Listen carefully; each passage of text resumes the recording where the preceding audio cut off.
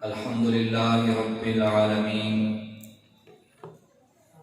والصلاة والسلام علی سید الانبیاء والمرسلین اما بعد فاعوذ باللہ من الشیطان الرجیم بسم اللہ الرحمن الرحیم قل ان کان آباؤکم وابناؤکم واخوانکم وازواجکم وعشیرتکم واموال اقترفتموها وتجارة تخشون كسادها ومساكن ترضونها احب اليكم من الله ورسوله وجهاد في سبيله فتربصوا حتى يأتي الله بأمره والله لا يهدي القوم الفاسقين صدق رسوله النبي الكريم الأمين قال رسول الله صلى الله عليه وآله وسلم لا يؤمن أحدكم حتى أكون أحب إليه من والده وولده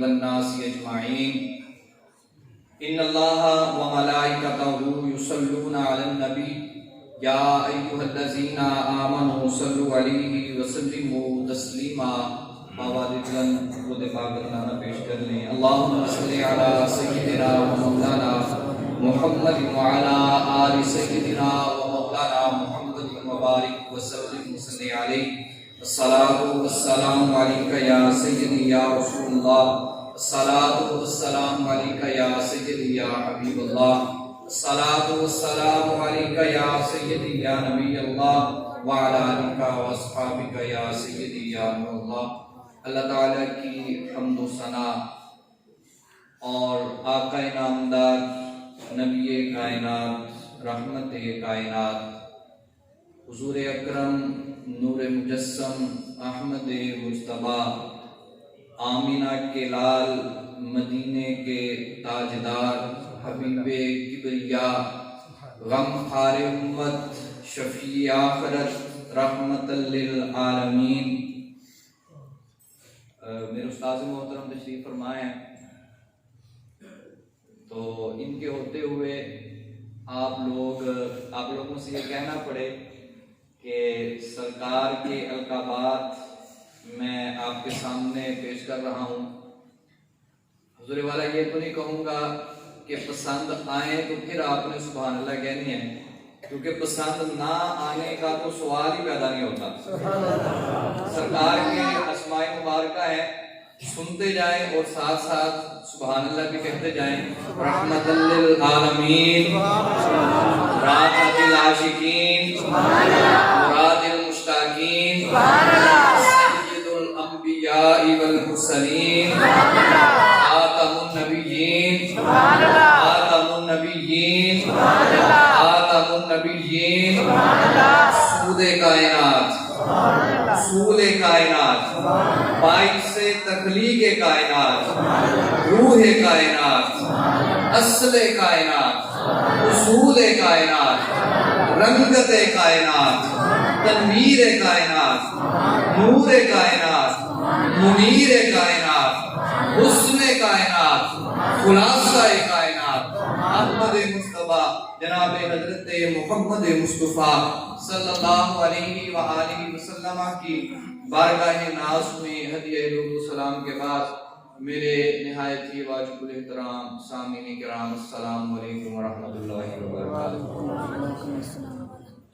میرے آنے پہ میرے برادر نے نعرہ لگوایا حضرت علامہ مولانا مفتی پتہ نہیں کیا کیا میرے نام کے ساتھ لگا یہ یاد رکھیں ہمارے استاد گرامی نے ایک ہی بات سکھائی ہے کہ بیٹا نوکروں کے کبھی نعرے نہیں لگا کرتے نعرے جو ہیں وہ آقا کے لگا کرتے ہیں نوکروں کے کیا نعرے لگے نوکروں نے تو نوکری کرنی ہے یہ جو عزتیں ہیں یہ میرے حبیب کے نام کے صدقے سے ہمیں ملی ہیں اس لیے نعرہ انہی کے نام کا لگے گا یہاں پہ اسٹیج کے اوپر میرے استاد مکرم حضرت علامہ مولانا قاری عبدالرحمن صاحب اور دیگر علماء کرام تشریف فرما ہیں میں نام سے واقف نہیں ہوں میرا سلام عقیدت آپ کی بارگاہ کے اندر میں بالکل چھوٹا سا تھا بھی میں نے پرائمری بھی پاس نہیں کی تھی استاد صاحب نے میری انگلی پکڑ کے اس رستے کے اوپر مجھے چلنا سکھایا ہے آج میں جو کچھ بھی ہوں اپنے استاد محترم کی شفقت، ان کی دعاؤں، ان کی محنت کی وجہ سے ہوں۔ یہ میرے عرض کرنے سے پہلے ہی میرے پاس آ کے بیٹھ گئے ہیں، یقیناً کوئی غلطی کوتاہی ہوگی تو اصلاح فرمائیں گے، اور اگر میری حاضری ٹھیک رہی تو حوصلہ افزائی بھی فرما دیں گے۔ آپ کے ساتھ میں نے 2-3 باتیں جو ہے وہ عرض گزار کرنی ہے۔ الحمدللہ اللہ تعالیٰ نے ہمیں یہ سعادت بخشی ہے، ہمیں یہ سعادت نصیب ہوئی ہے کہ 6 سال جامعہ نظامیہ رضویہ جہاں پہ حضرت علامہ مولانا استاد خادم حسین رضوی صاحب پڑھایا کرتے تھے، 6 سال میں نے ان کی بارگاہ کے اندر رہ کے ان سے پڑھا ہے۔ 6 سال ان کے قدموں میں بیٹھ کے پڑھا ہے، اور خاص طور پہ نور حدیث 2014 آخری سال ہماری کلاس کا آخری سال تھا، اور استاد صاحب کے پڑھانے کا وہ آخری سال تھا۔ آخری سال تک ہم استاد صاحب کے پاس بیٹھ کے پڑھتے رہے ہیں۔ سیاستہ کی آخری 3 کتابیں سنن ابن ماجہ، سنن نسائی اور سنن ابی داؤد، یہ تینوں کتابیں میں نے لفظ با لفظ ایک ایک لفظ کر کے استاد صاحب کے پاس بیٹھ کے ان سے پڑھی۔ اللہ تعالیٰ کا یہ بڑا کرم ہے، اللہ تعالیٰ کی یہ بڑی عنایت ہے، اور انشاءاللہ میں کچھ دیر کے بعد آپ کو بتاؤں گا کہ ان کا کلاس کے اندر ہمارے ساتھ رویہ کیا ہوتا تھا۔ آیت کریمہ میں نے آپ کے سامنے پڑھی ہے۔ اللہ تعالیٰ قرآن کریم کے اندر ارشاد فرماتا ہے قُلْ إِنْ كَانَ آبَاؤُكُمْ وَأَبْنَاؤُكُمْ وَإِخْوَانُكُمْ وَأَزْوَاجُكُمْ وَعَشِيرَتُكُمْ وَأَمْوَالٌ اقْتَرَفْتُمُوهَا۔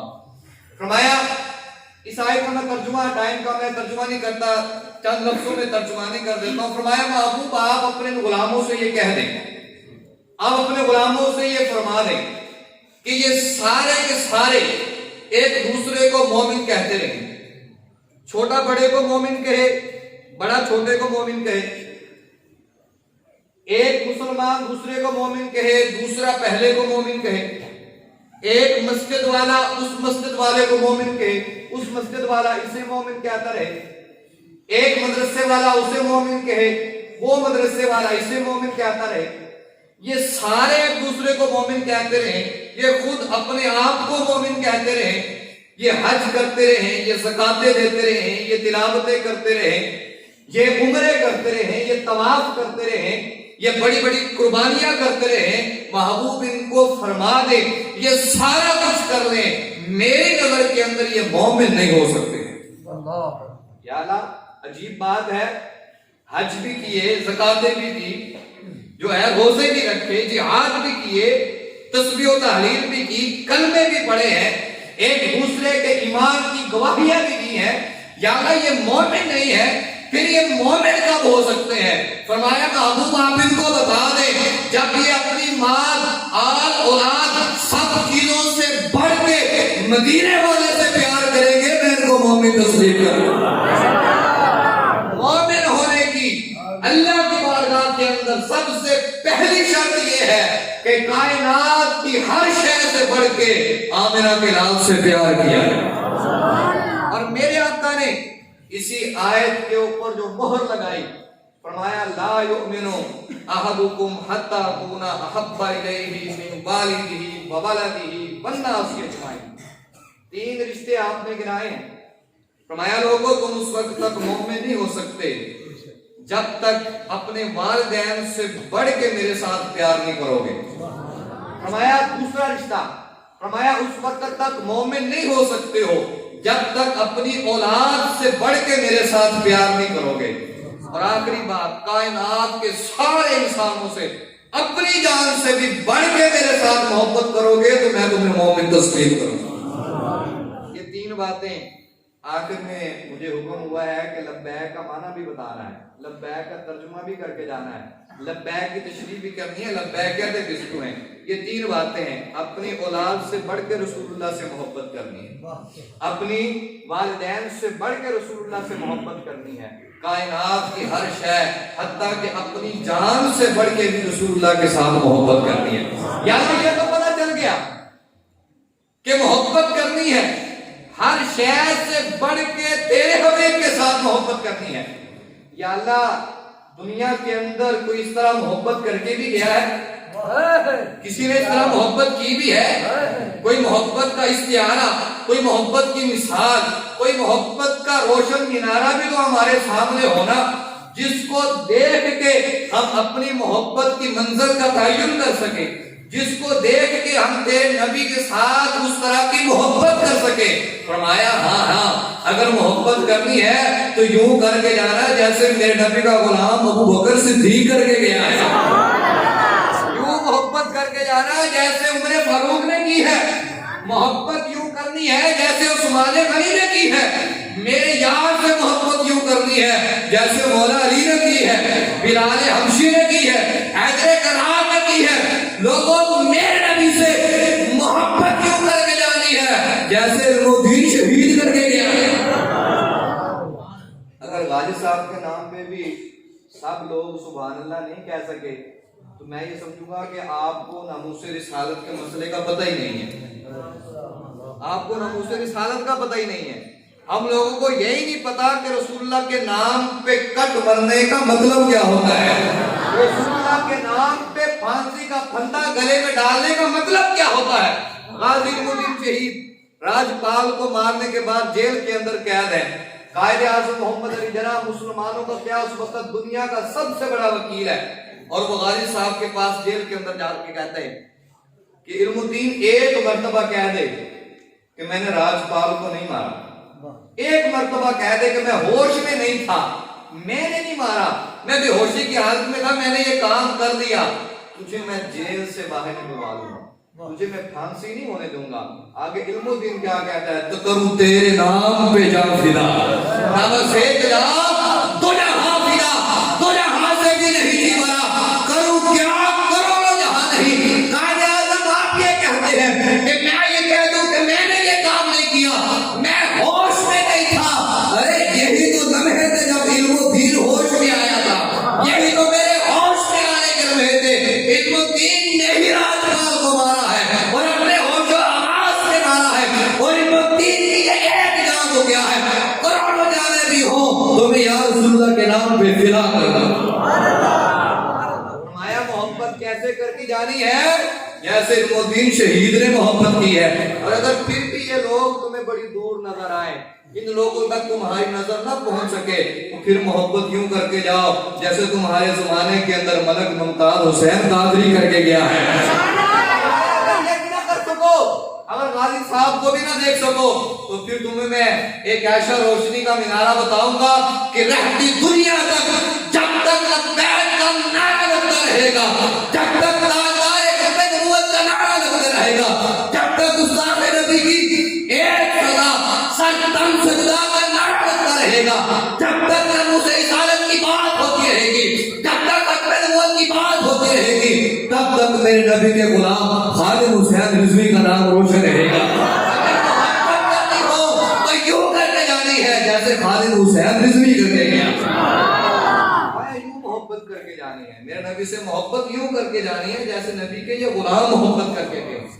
اور علامہ اقبال نے کیا کہا اس کے بارے میں, اقبال کہتا ہے کہ کی محمد سے وفا تو نے تو ہم تیرے, یہ جہاں چیز ہے کیا لوح قلم تیرے. اقبال نے یہ نہیں کہا کہ کی محمد سے محبت تو نے تو ہم تیرے. اقبال نے یہ نہیں کہا کیا محمد سے عشق تو نے تو ہم تیرے ہیں, کی محمد سے الفت تو نے تو ہم تیرے ہیں. اقبال نے ایک لفظ کے اندر 1400 سال کی تاریخ سمیٹ کے رکھ دی. اقبال کہتے ہیں کہ کی محمد سے وفا تو نے تو ہم تیرے ہیں. اقبال یہ محبت اور وفا میں کیا فرق ہوتا ہے. محبت کا دعویٰ تو ہر کوئی کرتا چلا آ رہا ہے, محبت کا دعویٰ تو اس وقت بھی لوگوں نے کیا. 5 وقت کی نماز مسجد نبوی کے اندر رسول اللہ کی امامت میں رسول اللہ کے پیچھے ادا کیا کرتے تھے. اقبال کہتا ہے کہ محبت کا دعویٰ انہوں نے بھی کیا, لیکن جب محبت کے دعوے کا دلیل دینے کی باری آئی نا, جب نبی کی خاطر میدان میں نکلنے کی باری آئی, تو انہی میں سے بہت سارے لوگ غزوہ احد کے اندر جاتے ہوئے راستے میں سے واپس پلٹ آئے اور کہنے لگے کہ ہم نمازیں مسجد نبوی میں جا کے پڑھیں گے, وہاں پہ جا کے اپنی تسبیح و تحلیل کریں گے. اقبال کہتا ہے کہ انہوں نے محبت کا دعویٰ تو کیا لیکن وفا نہ کر سکے. وفا وہ کر کے گئے ہیں جو میدان احد کے اندر محمد کے ساتھ نکلے. آیا میں تمہیں بتاتا ہوں کہ وفا کے اندر اور محبت کے دعوے کے اندر فرق کیا ہوتا ہے. اگر وفا دیکھنی ہو نا کہ محمد رسول اللہ سے وفا کیسے ہوتی ہے تو پھر آؤ میں تمہیں عرب کے صحرا کے اندر لے کے چلتا ہوں. دوپہر کا وقت ہے, تپتی ہوئی ریت کے اوپر نبی کے ایک غلام کو لٹایا جاتا ہے, نبی کے ایک غلام کے جسم سے کپڑے اتار لیے جاتے ہیں, تپتی ہوئی ریت پہ نبی کے غلام کو لٹا کے اوپر وزنی پتھر رکھ دیے جاتے ہیں. اس نبی کے غلام کا نام حضرت بلال ہے. بلال سے کہا جاتا ہے بلال تو نبی کا دامن چھوڑ دے, نبی کی محبت کا دم بھرنا چھوڑ دے. بلال یہ کہتا ہے بلال کٹ تو سکتا ہے, بلال مر تو سکتا ہے, نبی کی غلامی کا دامن چھوڑ نہیں دیتا. بلال کہتا ہے کہ یہ نبی کے ساتھ وفا ہوا کرتی ہے. دعویٰ محبت ہر کوئی کرتا ہے, وفا یہ ہوتی ہے کہ جب جان دینے کی باری آئے تو پھر پیچھے نہ ہٹا جائے. اور آؤ وفا کی ایک اور داستان میں تمہیں سناتا جاؤں. اور مجھے یقین ہے کہ پہلے شاید آپ نے کبھی یہ بات نہ سنی ہو, آپ نے بڑی مرتبہ یہ واقعہ سنا ہوگا. حضرت ابو قتادہ رضی اللہ تعالی عنہ, یہی جنگ احد کا موقع ہے. کچھ لوگ تو واپس آ گئے نا جن کو منافقین کہا گیا, لیکن جنگ احد میں رسول اللہ کے سچے غلام پہنچے. حضرت ابو قتادہ رضی اللہ تعالیٰ عنہ, آنکھ کے اوپر تیر لگا, آنکھ نکل کے باہر آ گئی. ہاتھ پہ رکھ کے, ہتھیلی پہ رکھ کے آنکھ نبی پاک کی بارگاہ میں حاضر ہوئے. عرض کیا رسول اللہ یہ آنکھ مجھے واپس چاہیے. فرمایا قتادہ آنکھ واپس چاہیے, یہ جنت میں گھر چاہیے. عرض کی یا رسول اللہ آنکھ بھی واپس چاہیے, جنت میں گھر بھی چاہیے. ان کو پتا تھا کہ اس در پہ آ کے کسی نے آنکھ مانگ لی اس کو آنکھ بھی مل جاتی ہے, کسی نے جنت میں گھر مانگ لیا رسول اللہ وہ بھی عطا فرمائے. لیکن کبھی ہم نے یہ سوچا ہے کہ حضرت ابو قتادہ کی آنکھ نکلی کیوں تھی؟ وہ جو تیر کافر نے مارا تھا وہ ابو قتادہ کی آنکھ میں کیوں لگا, ان کے سینے پہ کیوں نہیں لگا, انہوں نے آگے ڈھال کیوں نہیں کی, ڈھال پہ کیوں نہیں لگا, ان کی پیٹھ پہ کیوں نہیں لگا, سر پہ کیوں نہیں لگا, ابو قتادہ کی آنکھ میں جا کے کیوں لگا؟ سنیے رسول اللہ کے دو صحابی ہیں, ایک کا نام ہے حضرت سعد بن ابی وقاص رضی اللہ تعالی عنہ اور ایک ہے حضرت ابو قتادہ. اللہ تعالیٰ نے ان دونوں کو بڑی عجیب و غریب مہارتیں عطا کی تھی. حضرت سعد بن ابی وقاص وہ تیر پھینکنے میں اتنے ماہر تھے. نعرہ تکبیر, نعرہ رسالت, نعرہ رسالت, نعرہ حیدری, لبیک. حضرت علامہ مولانا قاری خالد پیاز صاحب کے مہمان خطیب تشریف فرما چکے ہیں, اور میں اپنے وعدے کے مطابق چند باتیں اور آپ کے گزار کر کے مائک آپ کے حوالے کر دوں گا. سنیے, میں یہ کر رہا تھا کہ رسول اللہ سے وفا کیسے ہوتی ہے, اور وفا کی ایک داستان حضرت ابو قتادہ کی صورت میں. تو جو تیر ابو قتادہ کی آنکھ میں کیوں لگا, جسم کے کسی اور حصے پہ کیوں نہیں لگا؟ حضرت سعد بن ابی وقاص, یہی جنگ احد کا موقع ہے, کافروں کی جانب تیر پھینک رہے ہیں. تاریخ کی جتنی کتابیں ہیں, رسول اللہ کی سیرت کی جتنی کتابیں ہیں, رسول اللہ کی حدیث کی جتنی کتابیں ہیں, سب کے اندر واحد صحابی ہیں جن کے لیے رسول اللہ نے بڑا عجیب جملہ بولا ہے, بڑا عجیب جملہ بولا. جس صحابی کو رسول اللہ نے آواز دی, صحابی کا سب سے پہلا جواب یہ ہوتا تھا لبیک یا رسول اللہ, فداک ابی و امی یا رسول اللہ, یا رسول اللہ میں حاضر ہوں, میرے ماں باپ آپ پہ قربان ہو جائیں. حضرت ابوبکر صدیق سے لے کے حضرت بلال حبشی تک ہر صحابی نے رسول اللہ سے عرض کیا یا رسول اللہ میرے ماں باپ آپ پہ قربان ہوں. ایک صحابی حضرت سعد بن ابی وقاص جنگ احد کے اندر تیر پھینک رہے ہیں, لیکن رسول اللہ نے ان سے فرمایا ارمی یا سعد, ارمی یا سعد, فداک ابی و امی, سعد تو تیر پھینک میرے دشمن کی جانب, میرے ماں باپ تجھ پہ قربان ہو جائیں. یار کیسی عظیم ہستی کہ کائنات کا والی اسے کہے کہ محمد کے ماں باپ تجھ پہ قربان ہو جائیں.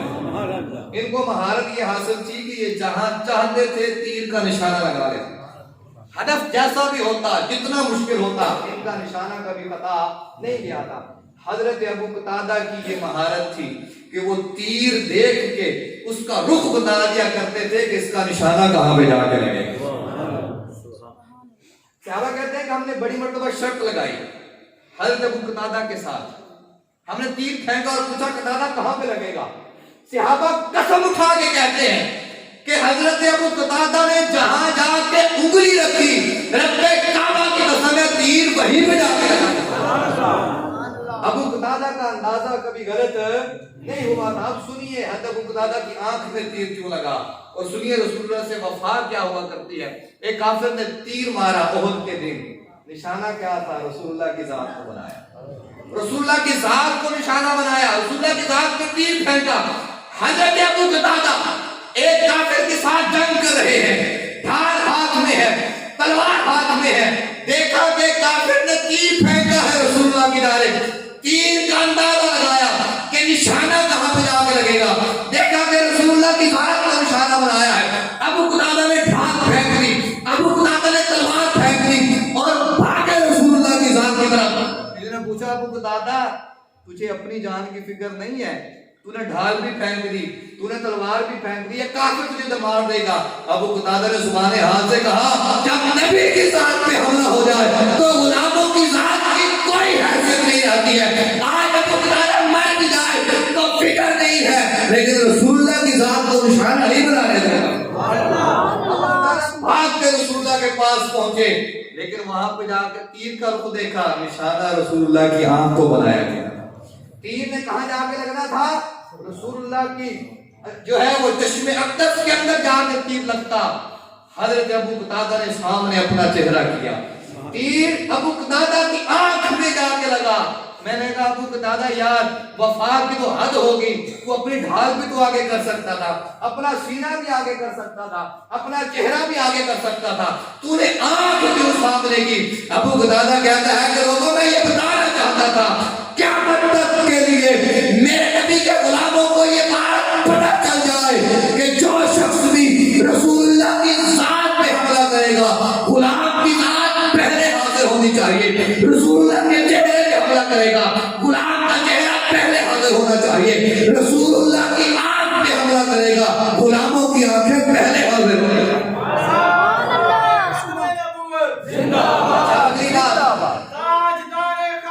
ٹائم کم ہے، انشاءاللہ یہ نعرہ بھی لگائیں گے، ٹائم کم ہے۔ اگلی بات، ٹھیک ہے آنکھ نکل گئی تھی، پھر لے کے رسول اللہ کی بارگاہ میں حاضر کیوں ہوئے؟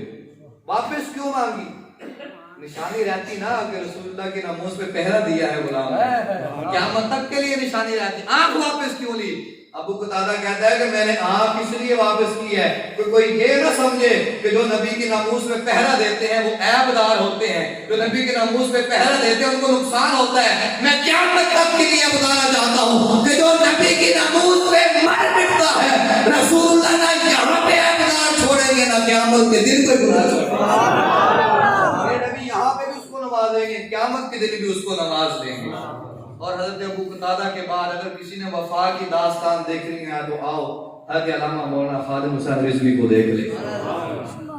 وہ ایک شعر پڑھا کرتے تھے کہ انہیں جانا انہیں مانا نہ رکھا گیا اس کا مطلب یہ کہ بیٹھتے اٹھتے سوتے جاگتے ہر وقت جو نام لیا کرتے تھے وہ فقط رسول اللہ کا لیا کرتے تھے۔ آج کل تو بڑے بڑے مبلغین آپ ان کے بعض سن کے بندہ سمجھتا ہے کہ ان سے بڑا کوئی مبلغ ہو ہی نہیں سکتا ہے، لیکن ان کی نجی محفلیں وہ آپ سوشل میڈیا پہ جا کے دیکھیں وہ کیسے ہوتی ہیں۔ وہ سارے کے اندر ایک غلام جو ہے نوکر ٹے لگا رہا ہے اور ایسے ایسے لطیفے سنائے جا رہے ہیں کہ انسان سوچ بھی نہیں سکتا ہے، لیکن قربان جاؤں تیری رضوی تیری عظمت کے اوپر۔ ان کے پاس کوئی تنہائی میں بیٹھ جاتا تھا نا، ایک ہی بات کرتے تھے کہ بیٹا بس رسول اللہ سے وفا کر کے جاؤ، رسول اللہ سے محبت کر کے جاؤ، رسول اللہ سے عشق کر کے جاؤ۔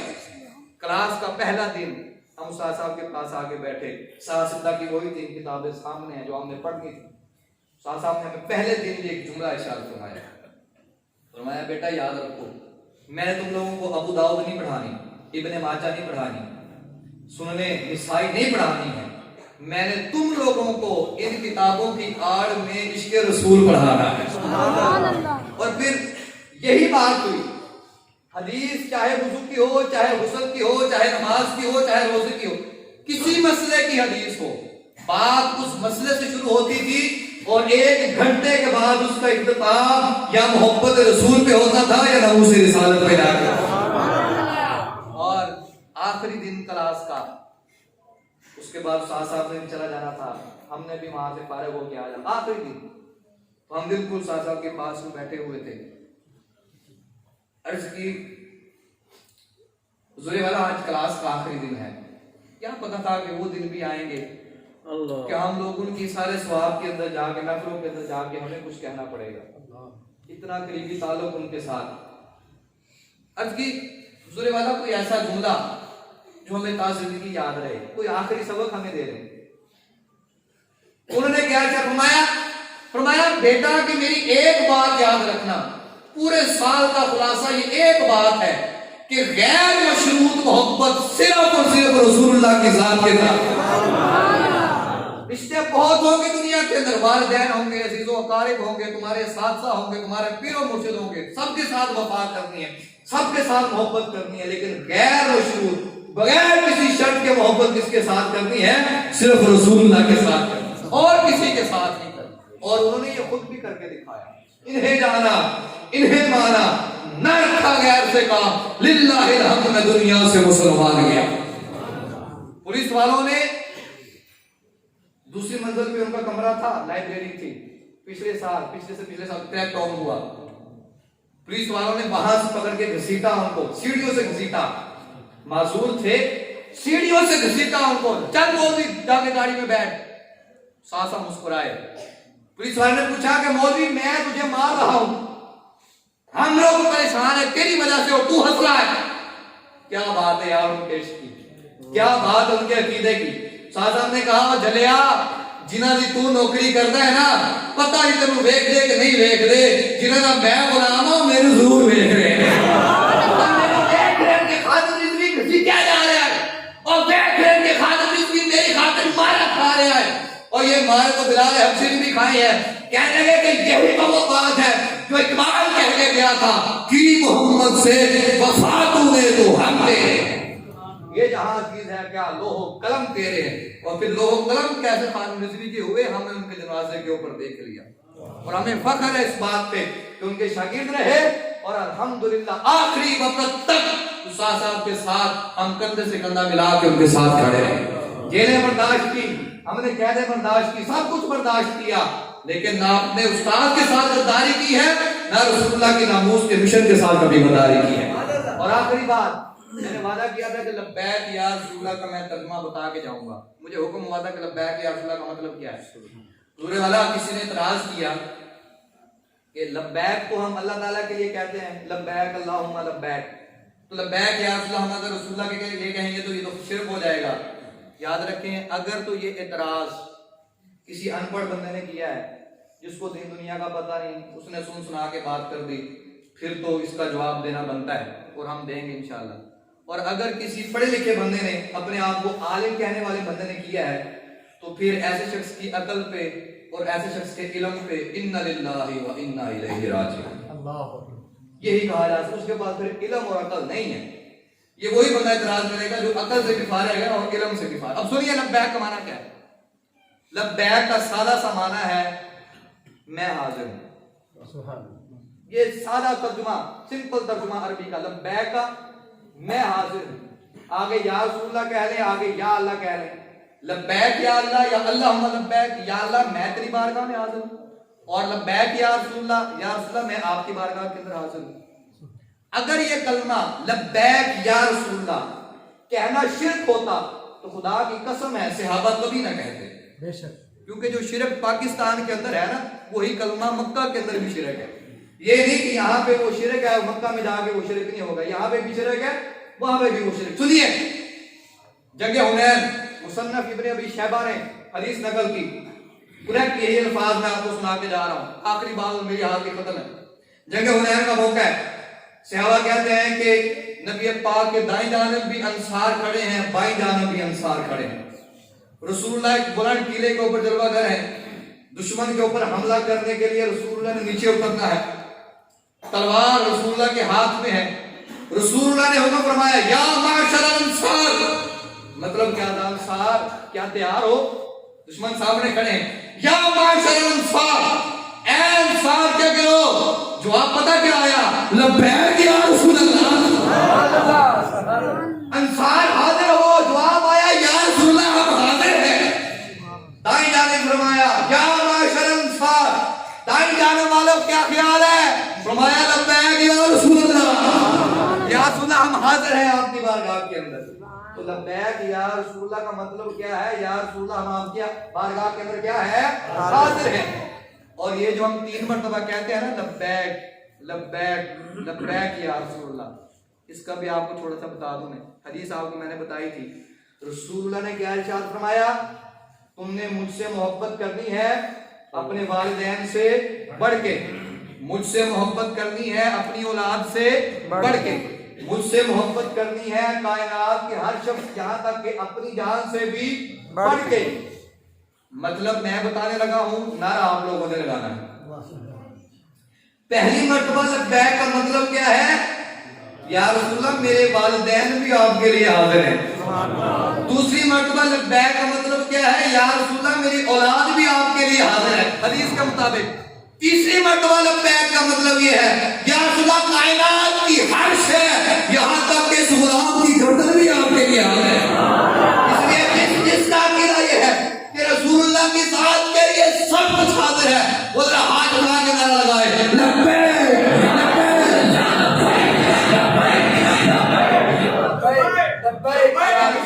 ٹھیک ہے، آپ کی محبت میں میرا سلام ہے، لیکن اگر مائک کے اندر نعرہ لگے گا نا تو پھر یہ لوگ نہیں بولیں گے۔ نعرہ تو ان سے لگوانا ہے۔ رسول اللہ سے وفا کا اظہار تو آپ لوگوں نے کرنا ہے، ہم نے کرنا ہے۔ تو جو جتنی وفا کا عہد کرتا ہے نا، جس کے اندر جتنا عقیدہ کہ میں رسول اللہ سے اتنی وفا کر سکتا ہوں، وہ اتنے زور سے نعرہ لگائے لبیک یا رسول اللہ۔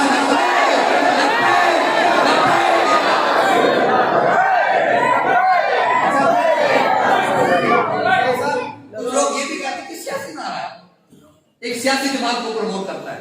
میں نے کہا اگر یہ سیاسی نعرہ ہوتا نا تو خدا کی قسم ہے رضوی کے جنازے میں کبھی کروڑوں لوگ شامل نہ ہوتے۔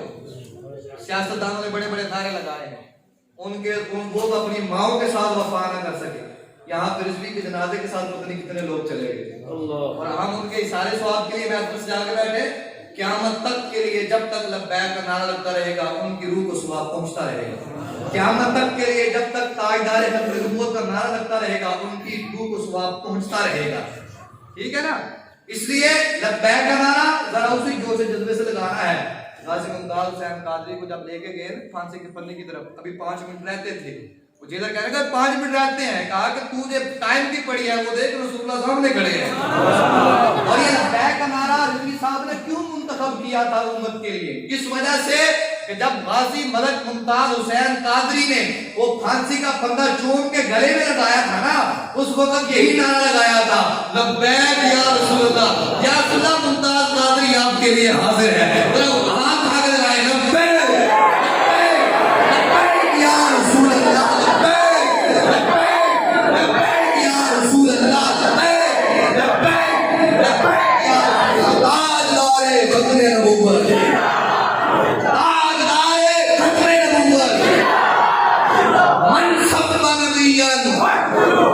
یاد رکھے رضوی چلا گیا ہے لیکن اس کا مشن باقی ہے۔ رضوی چلا گیا ہے، لاکھوں رضوی پیدا کر کے گیا ہے۔ کوئی گستاخ یہ نہ سمجھے کہ آپ گستاخی کرنے کے بعد بچ جائے گا، نعرہ پھر بھی وہی لگے گا، گستاخ نبی کی ایک سزا۔ اور اس حدیث کا ترجمہ بھی یہ ہے، من سب نبیت، جو نبی کی گستاخی کرے فقتلوہ، کاٹ کے رکھ دو۔ لگاؤ نعرہ من سب نبیت، من